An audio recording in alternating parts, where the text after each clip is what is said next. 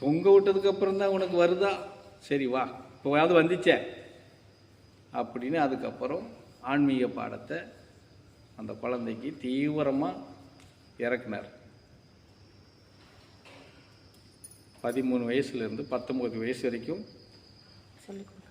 முழுமையாக இறக்குனார்.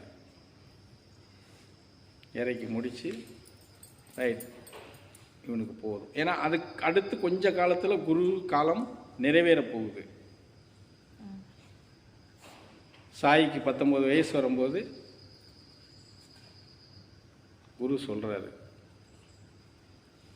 ஒரு செம்பு எடுக்கார் காலையில், இந்தா வாங்கிக்கிறாரு.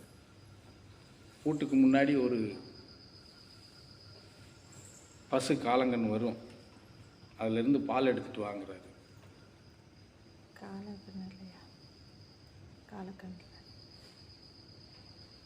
பசுமாட்டில் தான் பால் எடுக்க முடியும்.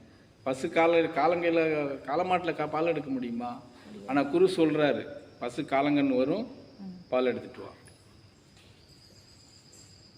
இவர் எதுவுமே யோசிக்கலை. செம்பு எடுத்துகிட்டு வெளியே வராரு, கரெக்டாக அது வருது, தடவி கொடுக்காரு. சரியா? வந்திருக்கிறது காலமாடு தான். செம்பு எடுத்து கவுட்டுக்குள்ளே வைக்காரு, அவர் வாட்டுக்கு பாலை பீச்சுறாரு. கவுட்டுக்குள்ளே இருந்து செம்பு நிறையா பால் எடுத்து கொண்டாந்து கொடுக்காரு. யார்கிட்ட? குருக்கிட்ட. வாங்கி பார்க்குறாரு. ரைட், வெரி குட், உனக்கான நேரம் வந்துருச்சு. நீ இனி உனக்கு எந்த திசை தோணுதோ அந்த திசையை நோக்கி நீ பயணத்தில் தொடர் போ.